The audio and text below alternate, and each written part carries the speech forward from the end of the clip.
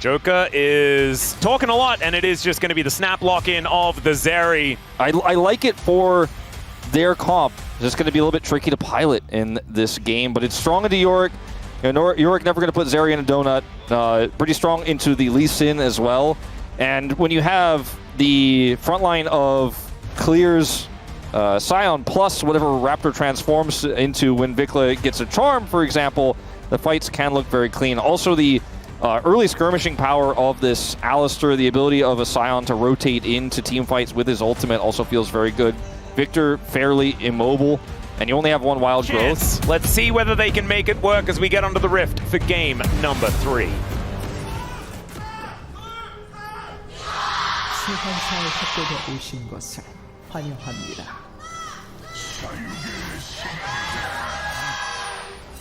All right, here we are, ladies and gentlemen. The first time that we are seeing some red shorts on B&K. They were on blue side both times in a row prior to this. You can see Diablo and GUMAYUSI facing down, even though they can't see one another. They are still doing it as the 5-point defense system coming in. This time, Vikla's already taken a little bit of damage, and Ona is looking for an angle here in mid lane. Remember, there is no teleport from Vikla, no Spirit Rush either. As Raptor in position, Charm has to be flashed. Big advantage actually from B&K on the back end of that play. That is massive. Whoa, massive. There's a flash pulverized. There's GUMAYUSI with a perfectly timed flash. Gets him out of the way. That positioning not great, but Diablo flashing forward, or at least ghosting forward, looking for an opportunity here against T1. That flash from Guma. Well, he's Hex flashing now. Headbutt Pulp comes in. The Ignite is going to be cleansed, and first blood goes to Diablo. Make that another 2v2 kill here for Kellen and Diablo in the bottom lane. There are so many Zeri all in angles you can have. Well, that's not my favorite flavor, but... Yeah. Oh, a little bit of Bazinga onto GUMAYUSI there, who comes back, licking his wounds here with a cull in his back pocket. BF sword there. I've seen this play before, ladies and gentlemen, and GUMAYUSI, nothing he can do about it. No cleanse, no flash, no chance, as Raptor turns into a Jinx and says, Carrier, there's nothing you can do. Oh man, Guma's first game back since the Gen G series. He is hard focused by Kellen, but this time he's got Raptor with him too. And I might have to stay off the internet for a while after this laning phases. Yeah, it's clear. Clear's having a bit of a rough time in the early laning phase, but that's to be expected. Down here, the 0-2 Cull Jinx into the BF sword. Could be just game They're just going to look for an 80 carry dive here. Like, Guma swap back. They're going to try to kill this Scion as Clear desperately tries to clear the wave. Now, Diablo's getting plate gold on the other side, by the way, so they need to make this work or it's going to come at a hefty cost. Yeah, Raptor going to move over as he is spotted, knows that he's spotted. As the rest of T1 just waiting for this Viego to move in. Another wave means I think they can go ahead and commit to this dive. There is a cow down here as well as, oh dear, Roar the Slayer going to slow them down as meanwhile the fight continues. Doran gonna have to flash away. Is the flash out from Clear as well, but Doran in so much trouble. It's Raptor that goes down first though, and Doran will survive. Okay, see if they can try to get more here. The wave was thinned out and completely clear. Diablo ended up getting 3 plates, I believe, solo here on the top side as Kellen identified this early, roamed back over, or just backed and came down the bottom lane to try to bail Clear out. Didn't go as well as I think T1 were hoping for. They still end up getting a kill for this Jinx, but again, it was a really cool call from T1. I was initially puzzled on the rotation over from Guma and Carrier because they would have given up a ton of tempo. Doran didn't have teleport at the time. But they ended up turning it into something as Vikla looking for an angle over the traps. Yeah, manages to get the charm in onto Carrier, who is definitely going to be dead. But does GUMAYUSI go down as well? That's the question. The answer's no. As Raptor wanting to grab himself one. They are going to at least use the wild growth. But Carrier, he knows that he's dead. And it's going to be Raptor that eventually locks that kill down. Vikla just passed the traps there from Guma, gets in, hits the charm. They pivot targets onto GUMAYUSI, put him low, so now he's denied farm. Diablo ghosted and used his ult at some point. I'm not entirely sure why, but that did happen. Dueling Faker, it looks like, in the mid lane. Yeah, perhaps. So Kellen going to be blocking a Super Mega Death Rocket. Did absolutely nothing. Was looking to try and steal away some grubs with that one. B&K, the first 3 did go to T1. Yeah, B&K do end up getting another plate for Vikla. They're going to grab these grubs, as you mentioned. Will be 3 for them to even it up. Yep. And, you know, the the plays we're seeing, the rotations we're seeing, the communication between the squad makes them honestly look like the more well-coordinated team today, which is somewhat understandable. Guma has obviously played with this roster for the last 3 years, going on 4 really when you add it fully up. Yep, and he's won a couple of world championships, I think, relatively recently, if memory serves. Now Owner is just going to get headbutted out of the pit and just gets back in. Safeguards out, and that's what Lee Sin can do, ladies and gentlemen, is YORICK wants to spend his entire time in a side lane, and it makes this Jinx pick kind of awkward. As, speaking of side lanes, Doran is going to be in one. And it does put down the ghoulie wall. There's the knock-up. Flash actually has to be invested here as Raptor still looking for it. He flashes forward, doesn't get the stun, but he gets into melee range, and the Maiden not going to be enough to save him.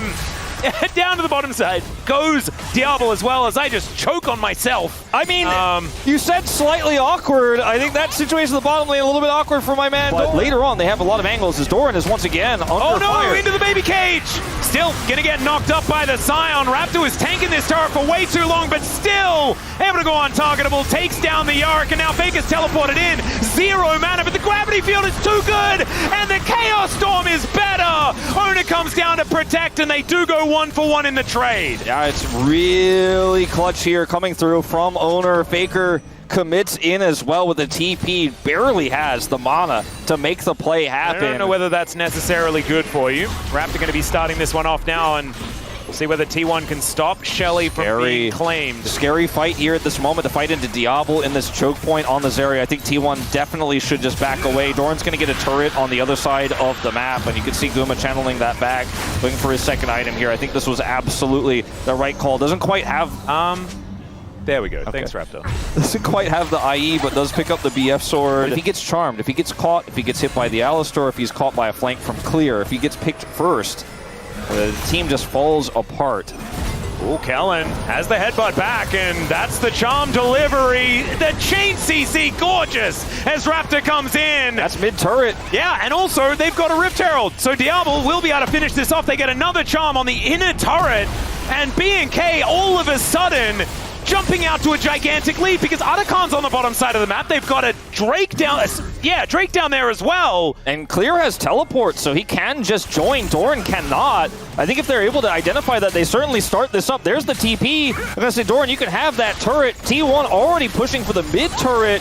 Yeah. But I mean, I think the Otacon is going to, in this case, be a more high value. Diablo's here. Yeah, he's going to split them up as well as the ulti comes through. Diablo almost just dead by Faker. Headbutt Pulverize comes in. The knockup's down as well, but the wild growth is so good. Faker in melee range is not exactly where he wants to be. And he's still doing this. Is going to take him down. He's still on this Otacon. I don't think he can do it alone, but man, he is holding it. He was hoping they were going to win that fight a little bit faster. He's still going to hold the aggro here. Yeah, Vikla turns up. And yeah. You saw Vikla was so animated in the player camps there as well because they know they're losing things on the other side of the map. That is outer turret and inner turret on the top side. But Otacon is claimed. They're able to take... Losing the Otacon. Dragon is still up as Guma in danger.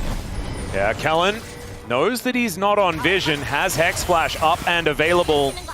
Still, Diablo able to push forward, and GUMAYUSI not going to show himself, so no opportunity for the cow. Still, this inner turret in the mid lane going to be not long for the world, although these are two melee champions up against Faker, who does have a lot of range damage that they don't necessarily want to deal with, or do they? I think they're going to be able to take it. I think looking back at it, it was absolutely the right call for T1 to try to push that mid turret, and say, look, they're going to hold the Otacon, we'll get away with this. They push the top turret, right?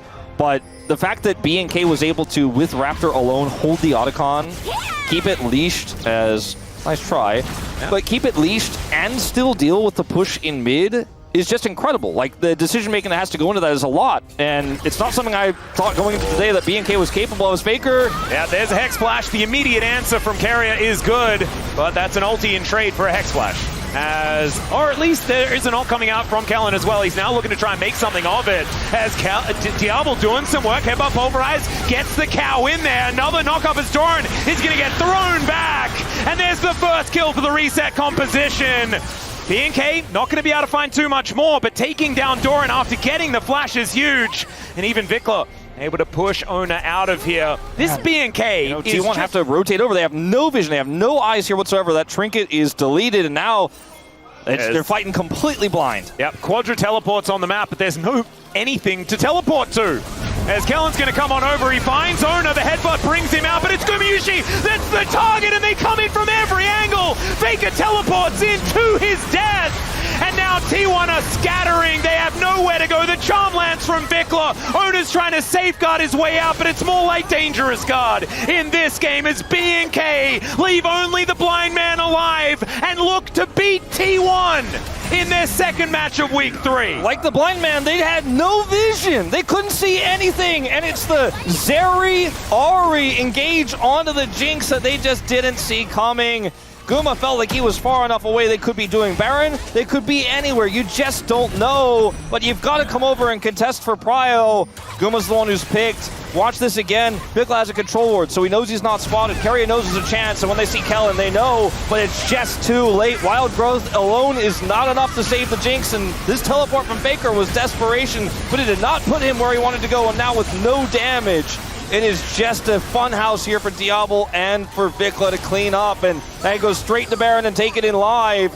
This game is all but over. We're looking at an 8,000 worst team at closing out games that we have seen, but that is not the B&K that we've seen this year. As Raptor slinking in, looking for a few angles. Doesn't get it. Faker testing the waters. He has no defensive items. I mean, he's got Merc Treads, I'll give you that, but he's got to play so carefully here, trying to clear this wave, unsuccessful at defending the inhibitor. And it all has to be 4v5, because the only thing Doran can do is split push. Yeah, he can't fight. And Vikla is just going to take this turret out. B&K, once again, just like game 2, playing it slow, not willing to give T1 the opportunity to get back into this game, to find an angle to engage. Well, we're going to move Doran in. Does have that home guard as he's booking it towards the rest of his team. Faker going to get engaged on, but no charm going to land. That's a great interruption once again. Every Wild Growth has been great here from Keria. Just hasn't been enough. The Maiden going to be taking out more money over to B&K. Another charm is going to go wide as the Scion also goes wide. Has to flash away. Kick into the Flame Chompers is kind of cute as Kellen gets a headbutt. But T1, yes, they're beating them around, and Clear will go down. But it's in trade immediately. Both top laners, and Diablo loves this kind of craziness. As the Orbit Deception comes in, and now B&K with some free time. That charm going to land as Ona goes down, and B&K, I think they've done it. The Nexus is exposed, and Diablo keeping them on the fountain, and will be able to take down the Nexus. B&K